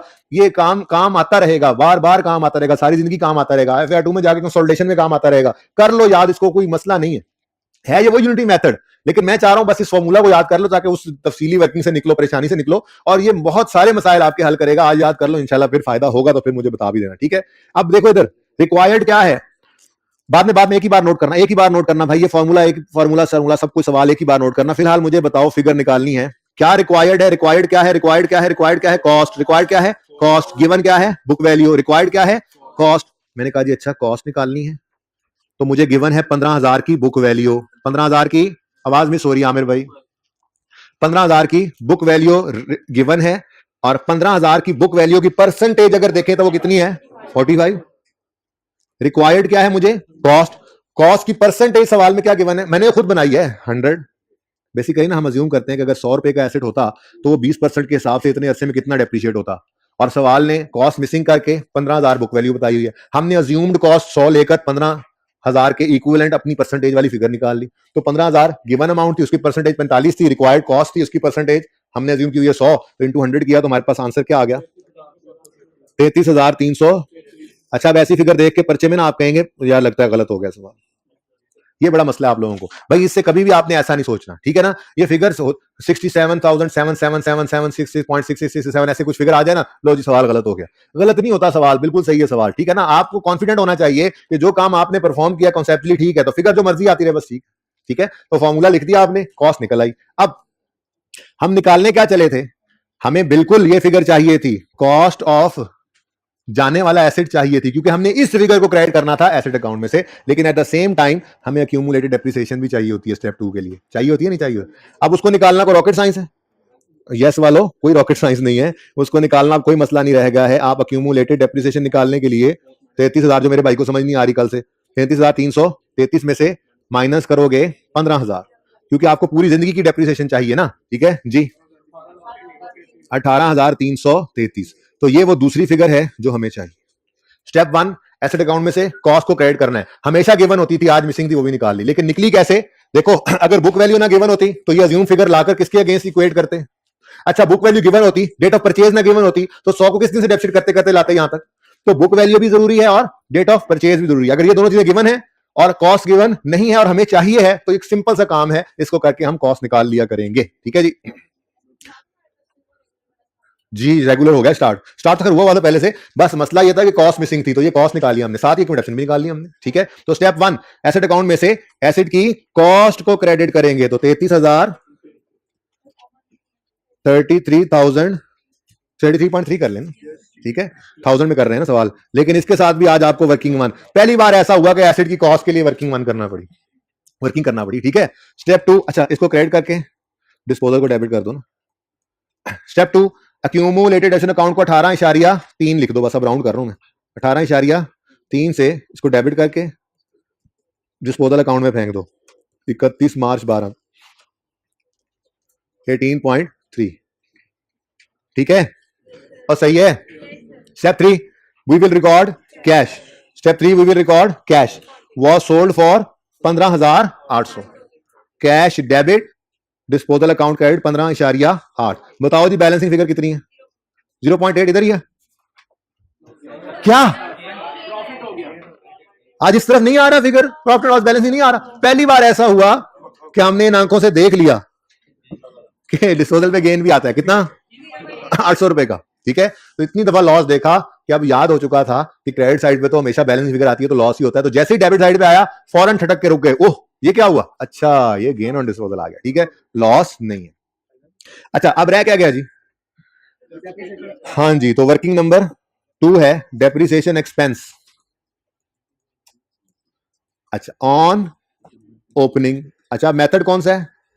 स्ट्रेट लाइन मेथड है, तो फिर टेंशन ही कोई नहीं है। 600 में से 33,3 को माइनस करना है। गलत कहा या सही कहा? ओपनिंग कॉस्ट ऑफ ऑल में से cost of disposal, cost of all में से कॉस्ट ऑफ डिस्पोजल। वो तो होमवर्क वाले सवाल में बुक वैल्यू आएगी, ठीक है, उसके लिए बताता हूं क्या करना है, लेकिन फिलहाल कॉस्ट ऑफ ऑल में से कॉस्ट ऑफ डिस्पोजल माइनस करना है, ठीक है। तो कॉस्ट ऑफ ऑल कितनी है जी? 600 minus cost of cost of disposal कितनी है जी? 33.3। आप बताओ एग्जामिनर को, ये मैंने वर्किंग वन में निकाली है आज, ठीक है। तो कॉस्ट ऑफ ऑल में से कॉस्ट ऑफ डिस्पोजल आपने माइनस की, बकाया कॉस्ट पर 20% रेट लगा दिया। बोलो भाई, 113.3 कर लो ना, बस एक डेसिमल में चल रहे हैं। उसके बाद कोई एडिशन है? अच्छा जी, है एडिशन। कितना एडिशन है जी? 70 रुपए का एडिशन है। तो 70 इंटू 20% इंटू कब आया जी? या कम फरवरी को आया, तो सिर्फ एक महीना नहीं रहा ना, फिर पूरे 11 महीने रहा हमारे पास। 11/12 8 12.83 12.9 नहीं बनता जी, 12.8 जी। उसके बाद ऑन, अब डिस्पोजल की डेप्रिसिएशन निकालना पड़ेगी जी। 33.3 इंटू 20% इंटू 3/12 जी। हमारे साल में 3 महीने जी, बोले 1.7, ठीक है जी 1.7। बल्कि इसको रहने दें, इसको थोड़ा ऊपर ले जी। टोटल 127.8। ये डेप्रिसिएशन एक्सपेंस आ गया जी। Depreciation expense debit, accumulated depreciation credit 127.8, working number 2, 31 दिसंबर 12। क्लोजिंग बता दीजिए। 309 एसिड का 309.5 और एसिड का 636.7। तो अगर कभी खुदा ना खास्ता सवाल में कॉस्ट मिसिंग हो गई तो निकाल लोगे अब, लेकिन जरूरी क्या है उसके लिए? बुक वैल्यू और डेट ऑफ परचेज का गिवन होना।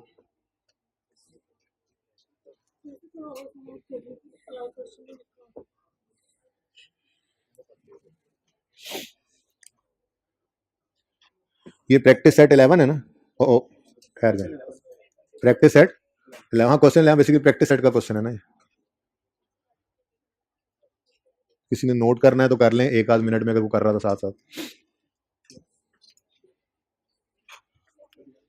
कोई क्वेश्चन?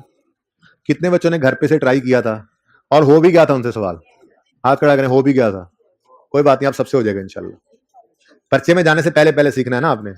हाँ, ये तो नहीं कहना आपने कि सर आप हर रोज होमवर्क में ऐसे क्यों करते हैं हमारे साथ, ठीक है, कोई बात नहीं, ये तो चलता है। ये तो आपको ऊंचा उड़ाने के लिए है ना, एरोप्लेन्स, सॉरी शाहीन।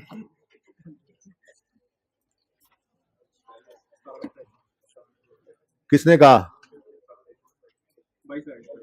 15 और 3 18 और 5 18 और 5 कितने होते हैं? 23। कोई नहीं, मेरा सिर्फ मैं चाह रहा हूँ कि 10 मिनट ही बचे। ज्यादा टाइम बच गया तो एक्सचेंज की 2-4 बातें आप ज्यादा पूछी तो फिर तो आप कंफर्टेबल हो जाओगे घर पे। मैं नहीं चाहता, मैं चाहता हूँ कि थोड़ा सा आप आन कम, हाँ, सुकून बर्बाद कर देना जी। यहां तक कोई क्वेश्चन तो नहीं है बच्चों? है क्वेश्चन? आप आजाद आपस में बातें कर लें, फिर मैं पढ़ाना शुरू करूं। व्हाइट कपड़ों वाले भाई और वो ब्लैक शर्ट वाले ग्लासेस वाले भाई, जिन्होंने पीछे मुड़ के देखा है, रेड शर्ट वाले, उनके साथ वाले और वो। ओके, अगला सवाल देखिए। अच्छा देखें, एक टेक्निकलिटी ये भी हो सकती थी छोटी सी, वो ये हो सकती थी कि पर्चे के अंदर, सवाल के अंदर, अभी इंशाल्लाह कल पास पेपर का सवाल करेंगे ना, तो उसमें जो गड़बड़ कर सकता है क्या मैक्सिमम क्या कर सकता है। अभी तो सवाल के अंदर उसने कहा, क्या कहा? अ प्लांट परचेज जकम जुलाई having book value of 15 is sold on 31 मई 12। तो हमने कहा कि खामोशी की सूरत में अज्यूम यही करो नॉर्मल कि ये 15,000 बुक वैल्यू किस दिन की है? 31 मार्च 12।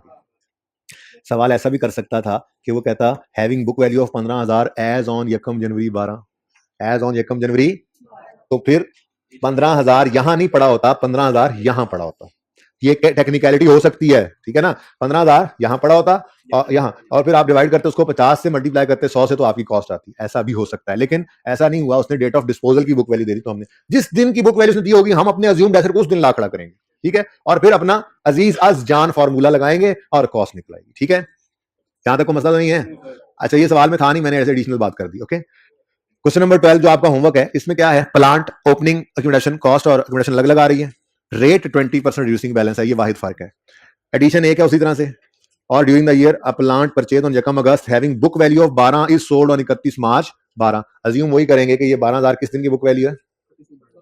अब रिपीटेड बात हो गई ना, अभी होमवर्क में आप दोबारा ही काम करोगे। क्या हो रहा है जी, एसेट अकाउंट में से एसेट की कॉस्ट निकालनी है हमने।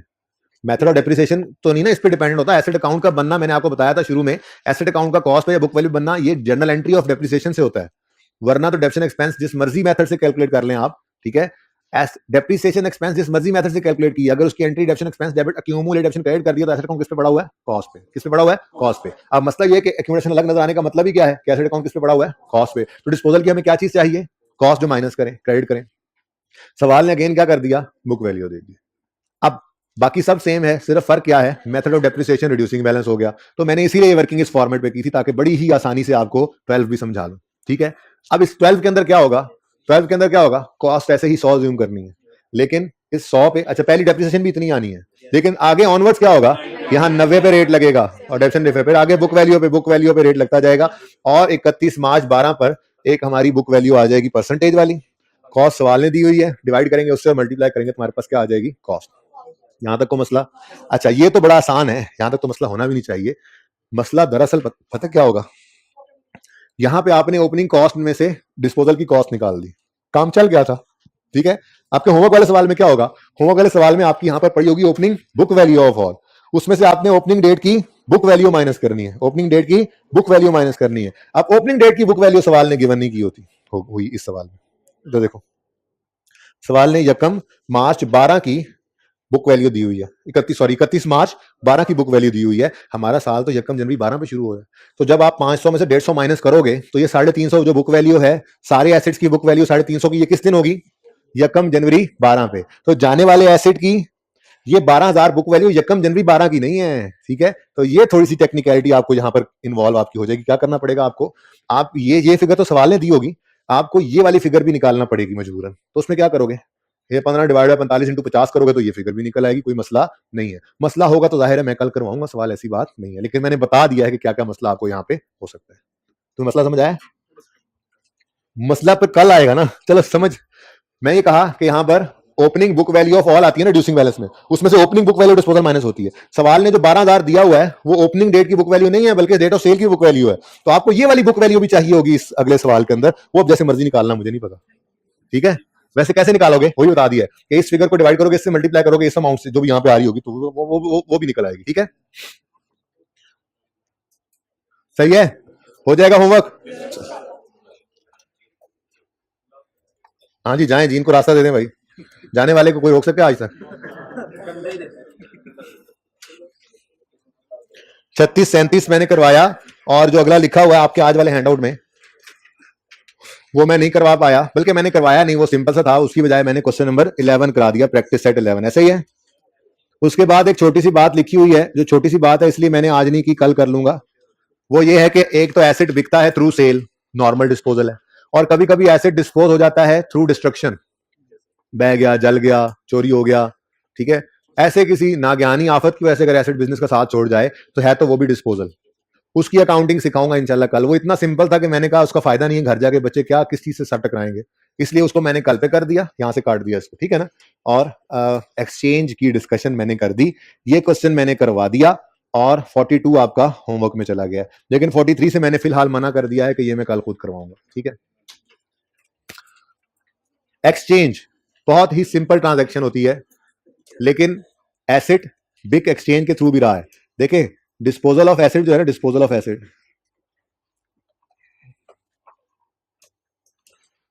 फिलहाल हमने एसिड को डिस्पोज करना जो सीखा है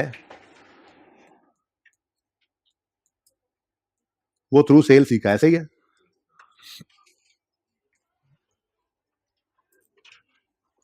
disposal of fix asset through sale. अच्छा, ये नॉर्मल डिस्पोजल का मोड है, बिल्कुल नॉर्मल डिस्पोजल का मोड है। एसेट बेच दिया हमने, डिस्पोज हो गया। कभी कभी एसेट तबाह हो जाता है, तबाह दे, ठीक है जी। तो ऐसी सूरत में अकाउंटिंग में कोई खास फर्क इंशाल्लाह ये कल सिखाऊंगा। थ्रू डिस्ट्रक्शन भी डिस्पोज हो सकता है। बहुत डिस्टर्बेंस है जी आज ये माइक के अंदर। तो through sale normal mode, through destruction abnormal loss, abnormal disposal होता है, ठीक है ना। लेकिन फिलहाल मैं इसकी बात नहीं कर रहा, मैं आज आपको पढ़ाने लगा हूं थ्रू एक्सचेंज।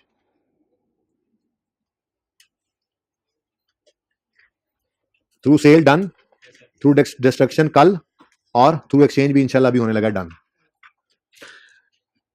एक्सचेंज सिंपल सी बात है। एक्सचेंज जाने वाला एसेट, और सूरत ऐसी बनेगी कि एक्सचेंज होकर एक आने वाला एसेट भी होगा। एक जा रहा होगा एसेट बिजनेस से, और दूसरा एक्सचेंज का मतलब ही क्या है, जेब में पड़ा हुआ पुराना मोबाइल ऑफिस सेंटर लेकर गए और उस मोबाइल को भी दिया, कुछ पैसे भी दिए और दुकानदार से नया मोबाइल लेकर आ गए। तो आपने अपने पुराने मोबाइल को क्या कर लिया, एक्सचेंज कर लिया with a new mobile, exchange कर लिया विद अ न्यू मोबाइल, ठीक है। तो बिजनेस के पॉइंट ऑफ व्यू से सोचें तो पुराना मोबाइल तो चला गया ना, बोलो। नो डाउट के इस ट्रांजैक्शन के अंदर एज अ होल ये ट्रांजैक्शन पूरी कैसे होती है कि पुराना मोबाइल चला गया और नया मोबाइल आ भी गया। इस एक ट्रांजैक्शन के अंदर ही ये दोनों चीजें आती हैं। लेकिन पुराना मोबाइल तो चला गया ना, ठीक है। तो मोबाइल का जाना, पुराने मोबाइल का जाना, ये है डिस्पोजल ऑफ फिक्स्ड एसेट, ठीक है। लेकिन ये जाना जो है ये एक एक्सचेंज की ट्रांजैक्शन के अंदर हुआ है, जिसके अंदर नए एसेट का आना भी जो है वो साथ ही शामिल है, ठीक है। और बहुत सिंपल ट्रांजैक्शन होती है, इसमें कोई आपकी जो है वो कॉम्प्लेक्सिटी कोई नहीं होती। सवाल पढ़ते हैं। Mr Qasim owns a mobile Nokia 3310 which he purchase on 1 April 2012 for ₹3000। Qasim के पास एक 3310 है जो इसने 1 अप्रैल 12 को खरीदा था 3000 का। ऑन 1 अप्रैल जो ऑन 1 जनवरी 14 कोई 9 और 1 साल 9 महीने बाद की बात हो रही है, ठीक है ना। 1 साल 9 महीने बाद 31 दिसंबर 13 कह लो या 1 जनवरी 14 कह लो, बात तो एक ही है ना। 1 अप्रैल 12 को एसेट खरीदा तो 12 वाले साल में 9 महीने इस्तेमाल हुआ और 13 वाले साल के अंदर पूरा साल इस्तेमाल हुआ। 14 के साल के पहले दिन कुछ हो रहा है तो फिर वो 14 का साल तो ना बीच में काउंट करें, ठीक है ना। अब 1 साल 9 महीने बाद क्या हुआ, Qasim went to Hafeez centre where he saw a Samsung Galaxy. ये कुछ 3-4 दिन पहले जब सवाल बना था ना, तो तब कासिम मेरा एक टीए होता था, ठीक है। तो उसके नाम का सवाल बना हो, तो आप लोगों में से किसी के नाम का बन सकता है अगर आप चाहें तो, ठीक है। अच्छा, काट के आपका नाम लिख देते हैं। हर बंदा घर जाके काट के अपना नाम लिख ले ताकि घर में बैठ के सोचे एक्सचेंज की ट्रांजैक्शन को, ठीक है। अब he went to a fee center where he saw a Samsung Galaxy. He said, "Oh, what a beautiful mobile it is." अच्छा लगा उसको। 3310 उसके पास था और गैलेक्सी उसने देखा। उस वक्त गैलेक्सी का जमाना था, अभी तो आईफोन का जमाना। पिछली बार बच्चे कहते हैं जी वो पता नहीं 14 पता नहीं कौन सा मैक्स, और मैं कह रहने तेरी मेहरबानी, फिर 50,000 को बढ़ाना पड़ेगा, सारा सवाल बदलना पड़ेगा, जाने दो। मैं कहा ठीक है, ऐसे ही ठीक है। अब उसने क्या कहा, वाह वाह ये तो बड़ा जबरदस्त मोबाइल है, ठीक है। साथ ही प्राइस लेबल उसके ऊपर देखा कितना लगा हुआ है, it bore a price label of 50,000। He immediately, पैसा बड़ा कासिम के पास, he immediately decided to exchange old sick mobile with the new one. ने कहा बस पुराने को बेचो और नया ले लो, ठीक है। अब गया दुकानदार के पास और काउंटर पे जाके बड़े आराम से अपना 33,000 रखा, क्योंकि जोर का रखने से काउंटर टूट भी सकता था। 33,000 जाके उसने रखा और जाके कहा, भाई साहब ये गैलेक्सी मैं खरीदना चाहता हूं और बदले में आपको अपना 3310 भी दूंगा। आप ये बताएं कोई पैसे ऊपर देने पड़ेंगे, ठीक है। अब दुकानदार ने कासिम का मुंह देखा, 3310 देखा और 3310 को उलट पुलट के कहने लगा, मेरे हिसाब से ये 1200 रुपए का है, मेरे हिसाब से। हाँ तो 3,000 का खरीद के 2.25 साल चला भी लिया है, बस मेरे हिसाब से ये 1200 रुपए का है। अब ये एक्सचेंज की ट्रांजैक्शन है। ये जो 1200 रुपए है ये वो वैल्यू है जो दुकानदार ने असाइन की हमारे पुराने एसेट को। ये the value assigned by shopkeeper to old mobile was 1200 only. तो ये जो 1200 है ये कहलाता है ट्रेड इन अलाउंस। क्या कहलाता है जी? उसकी वजह पता है क्या है? उसकी वजह यह है कि ये 1200 रुपए दुकानदार देगा नहीं कासिम को, बल्कि ये 1200 रुपए की वैल्यू जो पुराने मोबाइल ने लगाई है, ये कुर्बान हुआ है पुराना मोबाइल नया खरीदने के लिए, तो नए की कीमत को ये इतना कम कर जाएगा। इसलिए इसको क्या कहा जाता है जी? ट्रेड इन अलाउंस, या दूसरा नाम इसका क्या होता है जी? एक्सचेंज अलाउंस भी इसको कहते हैं। क्या कहते हैं जी? ये जी ये बता रहा हूं एक बार फिर। ये जो ट्रेड इन अलाउंस है इसकी डेफिनेशन मैंने आसान अंग्रेजी में ये लिखी हुई है, value assigned by the shopkeeper to old mobile is called trade in allowance. समझ आइए अब, ठीक है। जो जो कासिम के पुराने मोबाइल की वैल्यू दुकानदार ने लगाई है वो क्या है, 1200 रुपए। अब ये पैसे कासिम को मिलने नहीं है, बल्कि कासिम ने जो 50,000 रुपए का गैलेक्सी खरीदा है, अब उसके वो 50,000 रुपए नहीं देगा, बल्कि कितना पैसा पे करेगा, 48,800। 48,800, ठीक है। तो ट्रेड इन अलाउंस जो है ये जनरल एंट्री में कहीं नजर नहीं आता। हाँ, खुदा ना खास्ता अगर कैश पेड की फिगर ना गिवन हो सवाल में, जैसे यहां पे नजर नहीं आ रही, मैंने मिटाई हुई है, आपका हैंड आउट नहीं देखना, उसमें नजर आ रही है, ठीक है ना। उस पर तो लिखा हुआ रिजल्टेंटली ही पेड 48,800। मैं कह रहा हूं नहीं, अगर ये 48,800 की फिगर सवाल में मिसिंग हो ना, तो आप ट्रेड इन अलाउंस को यूज करके वो निकाल सकते हैं। इंशाल्लाह होमवर्क वाले सवाल में मिसिंग होगी और आपने निकालनी है, मैं तो कल करवाऊंगा ना ये वाला सवाल, तो ठीक है। अब ट्रेड इन अलाउंस यूज करके आप कैसे निकाल सकते हैं जी कैश पेड की फिगर, अब ये भी आपने खुद ही निकाली, कॉमन सेंस की बात है। अकाउंटिंग में हर चीज को आप मुश्किल ही ना तस्वर किया करें, कॉमन सेंस यूज करके भी तो अकाउंटिंग हो सकती है। सिंपल सी बात है, 50,000 का मोबाइल है, 50,000 का मोबाइल है, 1200 पुरानी की कीमत लगी, तो आप कितना कैश पे करके आओगे, 48,800, यही है कैश पेड की फिगर, ठीक है। तो सवाल में मिसिंग भी हो तो आप निकाल सकते हैं, लेकिन पहला सवाल था उसमें सवाल के अंदर ये गिवन थी, resultantly he paid 48,800 for the new mobile, ठीक है। अब मैं आपको कराने लगा हूं जी journal entry of exchange, journal entry of disposal through exchange. लो भाई, इसके अब नए स्टेप्स लिख लेते हैं। सारी जिंदगी जब नया काम करेंगे तो नए स्टेप्स लिखा करेंगे, ऐसे थोड़ी है। एक बार डिस्पोजल के स्टेप्स लिख लिए हैं ना, बस उन्हीं को यूज करके इसको भी कर लेंगे, हर बार नहीं स्टेप्स लिखने बैठ जाना। बड़ी सिंपल सी बात है, पुराना एसेट गया कि नहीं गया, उस पुराने एसेट के जाने पर एसेट अकाउंट में से उसकी कॉस्ट को क्या करना है, क्रेडिट। क्या करना है, क्रेडिट। ये स्टेप आज भी वैसा ही है। फिर जब ये एसेट पुराना चला गया 3310 क्या, तो ये जो यूज होकर डेप्रिशिएट हुआ था, इसकी डेप्रिसिएशन बिजनेस में पड़ी होगी, वो भी एक्यूमुलेशन अकाउंट में से क्या कर देंगे, डेबिट। तो स्टेप 2 आज भी वही है।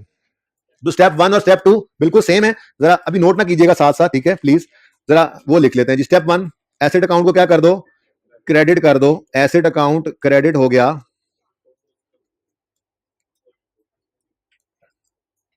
एसेट अकाउंट क्रेडिट हो गया कॉस्ट ऑफ ओल्ड एसेट से। कॉस्ट ऑफ ओल्ड कितनी है जी, कॉस्ट ऑफ ओल्ड 3,000। 3,000 का खरीदा था हमने, तो 3,000 डन जी। नेक्स्ट, एक्यूमुलेटेड डेप्रिसिएशन अकाउंट को डेबिट कर दें इस पुराने एसेट की एक्यूमुलेटेड डेप्रिसिएशन से। इसके लिए छोटी सी वर्किंग हम किया करते हैं। सवाल खामोश है, रेट ऑफ डेप्रिसिएशन 10% है ना, सवाल खामोश है, तो कौन सा मेथड लगाएंगे, एक्यूमुलेटेड निकालनी है, तो depreciation expense of 1 year into year जितने पास हुए। जबानी जबानी बड़े हो गए आप। यकम अप्रैल 12 को एसेट खरीदा था, यकम जनवरी 14, 31 दिसंबर 13, या यकम जनवरी 14, बात एक ही है, इस तक मंथ्स गिन लो। 9 महीने 12 वाले साल में और 12 महीने 13 वाले साल में, टोटल कितने बन गए, कितने साल बनते हैं, 1.75 वगैरह। सर सिंपल काम है, 9 महीने इशारिया 7.5 पौना साल है और 1 साल, तो पौने 2 साल बनते हैं, 1.75 ईयर्स बनता है। क्या कर रहे हैं आप, जल्दी करें, छुट्टी दें हमें, इसको लॉ की क्लास की टेंशन होती है जी। तो 1.75 ईयर्स कितनी क्या है जी, ये वो लाइफ है जो एसेट ने हमारे पास गुजारी। तो 1.75 ईयर्स, आंसर बताएं, 525। तो 525 से एक्यूमुलेटेड डेप्रिसिएशन अकाउंट हो गया डेबिट। बताइए जी, स्टेप 1 और स्टेप 2 में कोई फर्क आया? अच्छा, अब स्टेप 3 क्या था ना मैंने क्या लिखवाया था, वी विल रिकॉर्ड कैश। मैंने इसीलिए उस वक्त ये नहीं लिखवाया था कि we will debit asset account, we will debit cash account with cash received, क्योंकि मैंने तो इसको जनरली यूज करना था। उस वक्त कैश रिसीव हो रहा था तो कैश अकाउंट डेबिट था, आज कैश पे हो रहा है तो फिर एसेट अकाउंट कैश अकाउंट क्या कर देंगे, क्रेडिट, ठीक है ना। तो जो स्टेप 3 था ना, we will record cash, step 3 आज भी वही है, वी विल रिकॉर्ड कैश। कल तक, बल्कि आज की क्लास के हाफ तक, जब तक एसेट बिक रहा था, एसेट बिक कर कैश आ रहा था, तो हम जो रिकॉर्ड कर रहे थे कैश, उसमें कैश अकाउंट डेबिट कर रहे थे। आज एक्सचेंज की ट्रांजैक्शन है, नॉर्मली एक्सचेंज की ट्रांजैक्शन में भी कैश रिसीव हो सकता है, हमारा जापानी एसेट और चाइना वाला ले लें हम, ठीक है ना। ऐसा हो सकता है कि एक्सचेंज की ट्रांजैक्शन में हमें कैश रिसीव हो जाए, लेकिन नॉर्मली 99% केसेस के अंदर एक्सचेंज की ट्रांजैक्शन में हम कैश पे ही कर रहे होते हैं, क्योंकि हम पुराना एसेट दे के नया एसेट ले रहे होते हैं नॉर्मली। लेकिन सवाल बता देगा, ठीक है ना। अब वी विल रिकॉर्ड कैश में हमारे इस सवाल के अंदर कैश रिसीव हो रहा है या पे हो रहा है, तो कैश की जो एंट्री है, स्टेप आज भी तीसरा कैश रिकॉर्ड करने वाला ही है, लेकिन इसके अंदर कैश का रुख बदल गया है। आज कैश अकाउंट डेबिट होने की बजाय क्या हो रहा है, क्रेडिट। 50,000 से 48,800, ठीक है। ये 3 स्टेप्स आज भी वही हैं, पहले 2 स्टेप्स तो बिल्कुल वही हैं। तीसरे स्टेप में कैश रिकॉर्ड करना है, लेकिन कैश रिसीव नहीं हो रहा, समझ आ रही है, कैश रिसीव नहीं हो रहा, कैश पे हो रहा है, डन। अब एक नया स्टेप आया, वो नया स्टेप आपको खुद भी पता है, जो पुराना एसेट गया है उसका जाना तो आप रिकॉर्ड कर रहे हैं। मैंने आपको ये एक्सचेंज शुरू करते ही कहा था कि ये एक्सचेंज की ट्रांजैक्शन एज अ होल तब कंप्लीट होती है जब पुराने का जाना और नए का आना साइमल्टेनियसली रिकॉर्ड हो। ये एज अ होल एक अलग, देखो अगर नए का आना अलग होता और पुराने का जाना अलग होता तो मैं ये एक्सचेंज का लफ्ज ही क्यों बोलता। तो सिंपल डिस्पोजल पढ़ ही रहे थे, तो जाने वाले का सिंपल डिस्पोजल और आने वाले का सिंपल एडिशन वो तो करते आ रहे थे, पर ये ट्रांजैक्शन अलग अलग नहीं है। ठीक है, आने वाले एसेट का डेबिट होना एसेट अकाउंट में और जाने वाले एसेट का क्रेडिट होना ये साइमल्टेनियसली होना है, ये एज अ होल एक ही ट्रांजैक्शन है। ठीक है, तो फिर नया स्टेप जो ऐड हुआ, इंशाल्लाह कल यहीं से बात शुरू करेंगे। ये मैं सवाल दोबारा दूसरा सवाल जो होगा वो कराऊंगा, तीसरा कराऊंगा। एक्सचेंज तो चलता रहेगा, ऐसा नहीं है बार बार आएगा, लेकिन आज तो परेशान भी तो करना है थोड़ा सा। ठीक है, लेकिन मुझे लग रहा है थोड़ी पिछली क्लास परेशान हुई, आप नहीं हो रहे क्योंकि आपको ना 5-7 मिनट ज्यादा मिल गए। चले खैर, कॉस्ट ऑफ न्यू एसेट की कितनी है जी भाई? कॉस्ट 50,000 थी, 48,800 इसलिए दिया कि पुराना कुर्बान भी हुआ है बीच में। ठीक है, तो ये एक नया स्टेप ऐड हो गया जिसको आप शायद देख ना पाए रेड कलर से जब मैं इसको हाईलाइट कर दूं तो। ठीक है, तो कॉस्ट ऑफ न्यू एसेट जो है ये स्टेप 4 में ऐड हो गई और स्टेप 5 आज भी वही है। बैलेंसिंग फिगर जो होगी उसको कहां फेंकोगे? प्रॉफिट एंड लॉस में। बताओ जी, एक मिनट जी, 1275 ये प्रॉफिट एंड लॉस के अंदर बैलेंसिंग फिगर फेंक दें आप। लॉस ही है आज भी खैर से। ठीक है जी, जी स्टेप 4 नया स्टेप ऐड हुआ और प्रॉफिट एंड लॉस वाला स्टेप जो है वो जरा लुढ़क के स्टेप 5 पे पहुंच गया। तो एक नया स्टेप ऐड हुआ और एक कैश के रुख बदला, बाकी सब कुछ वैसे का वैसे ही है। अब कहीं से आवाज आ रही थी कि नेट तो नहीं कर सकते, नहीं कर सकते, आना अलग जाना अलग रिकॉर्ड करना